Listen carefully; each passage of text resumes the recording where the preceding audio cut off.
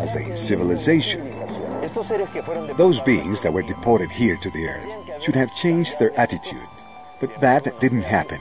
From the very first moment, they declared war to the death against humanity, and they tried to keep the cosmic plan from proceeding, so that humanity would not reach a level of evolution that they didn't want, or that they feared that the humans could achieve. They constituted a secret world government, fearsome and negative. These satanic forces started to conspire terribly against humanity. Being accustomed to living for thousands of years outside our world, they prematurely became old and died, becoming trapped in a fourth dimension here on our planet.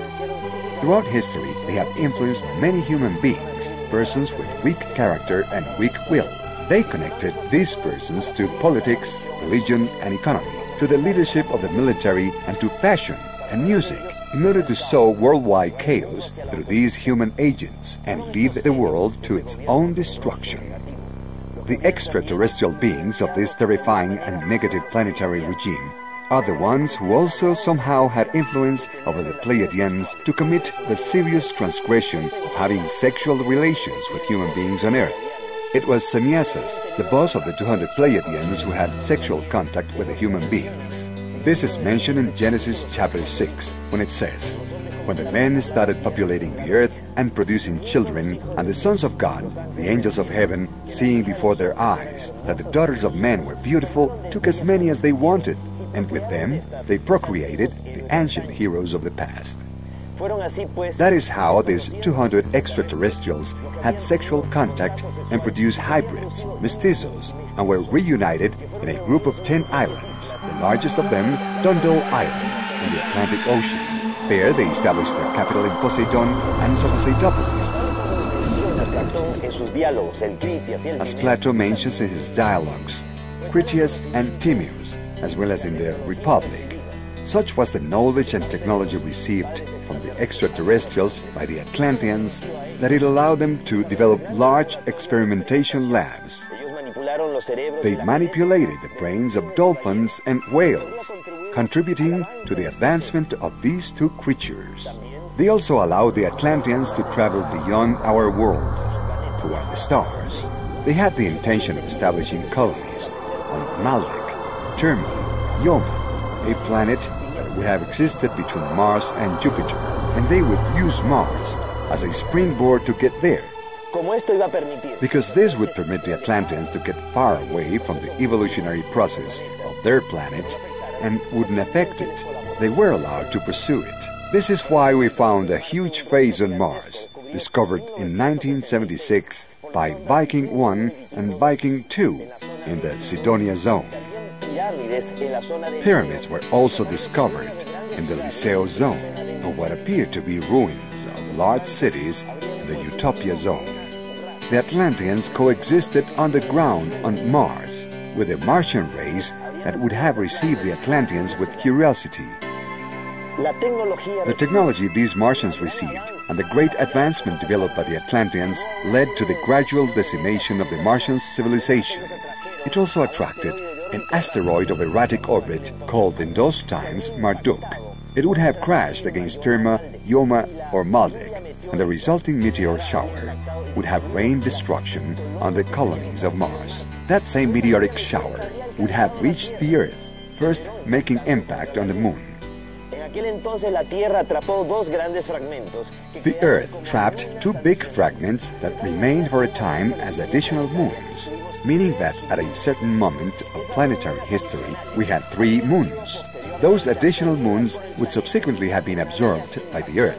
One of them crashed in the Pacific Ocean, leaving as an imprint the Philippines basin of 11 kilometers in depth. Later, the other moon fell in the Caribbean, leaving as impact the Puerto Rico basin of 9 kilometers in depth.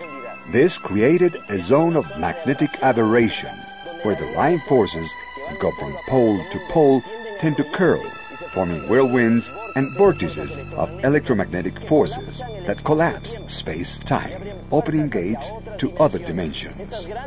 These great destructions would have caused the last major glaciation, 11 to 12,000 million years ago, and would have covered the Antarctic with ice. The Antarctic was a continent and was going through the last period of Lemuria, the period of Mu.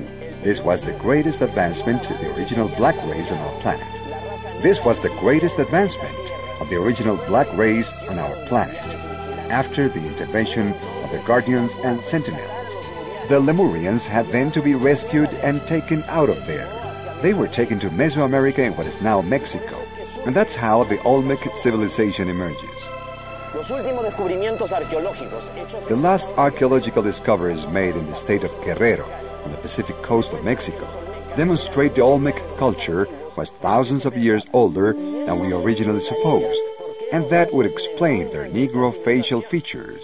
The Olmecs also appear in stelas in great stone sculptures driving spaceships, something that later we will see repeated in the Maya civilization itself.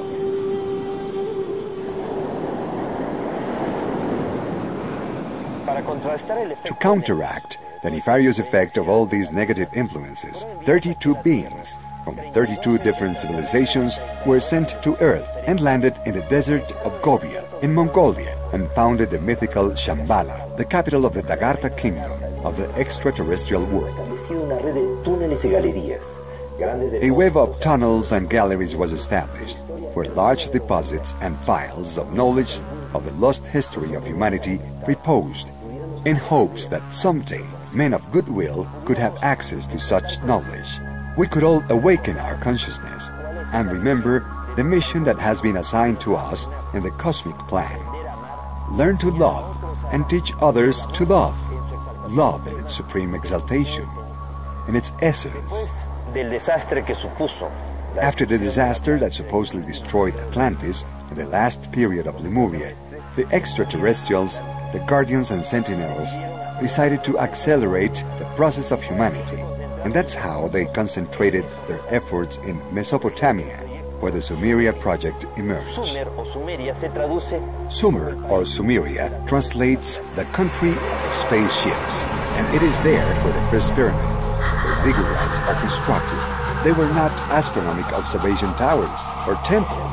They were towers of ascent and descent for spaceships, just like today we have been able to interpret from the clay tablets written in ideographic symbols and cuneiform that have survived to our days. In the Sumerian era, small city-states emerged where the extraterrestrials decided to work with large collectives of people, giving them instruction and knowledge, but discouraging dependency. The Sumerian civilization achieved a great level of development, and the Sumerians themselves elected the Patesios, the Elsios as representatives of the people to maintain fluent communication with the An, the goddesses of the sky, who would visit from time to time. During each of their visits, a fluid exchange of information and knowledge took place. During each of their visits, a fluid exchange of information and knowledge took place. Back then, the planetary quarantine imposed by the Guardians and Sentinels was not that rigid, allowing not only Ans, the gods of the sky, to arrive here with good intentions to further the cosmic plan, but also the Anunnaki, the sons of the prince, reptile-looking beings connected to Satan and the satanic forces, who from time to time would act in our world in a very negative fashion, trying to conduce the Sumerians to fight against each other. Great wars were incited, and they encouraged very violent developments of peoples like the Sacarios, who ended up exterminating and destroying the Sumerians. The Sumerian project, working on a wide collective group of people, failed, because finally, at the end, dependencies had been created anyway. They were paying too much attention to the return of the Ans. The extraterrestrials, the Guardians and the Sentinels, and the planetary instructors decided therefore to work with an elite group of individuals. They chose for this the Egyptian priestess, heirs of the knowledge of Atlantis, survivors of the Atlantia, who came to Egypt with extraterrestrial knowledge because there were extraterrestrial colonies in Egypt. Survivors of Sumeria settled there, so all that sum of knowledge and information was going to emerge as the great nation of Egypt. When still the rest of humanity was in the Neolithic age, the great Egyptian civilization appears. The great achievements of a civilization never occur at the beginning or the end, but at the height and splendor of development. The greatest development, extension and expansion of Egypt was between the 18th, 19th and 20th dynasty of the new empire. Nevertheless, in that era, there isn't anything similar to the pyramids, which are of the 3rd and 4th dynasty, especially the pyramids of Cheops, Khephren and Serenos, the most famous, which date from the 4th dynasty. For these to be from the old empire, the most ancient Egyptian period, is impossible. This demonstrates that there is a connection with these beings from the sky and with the remaining Atlantis.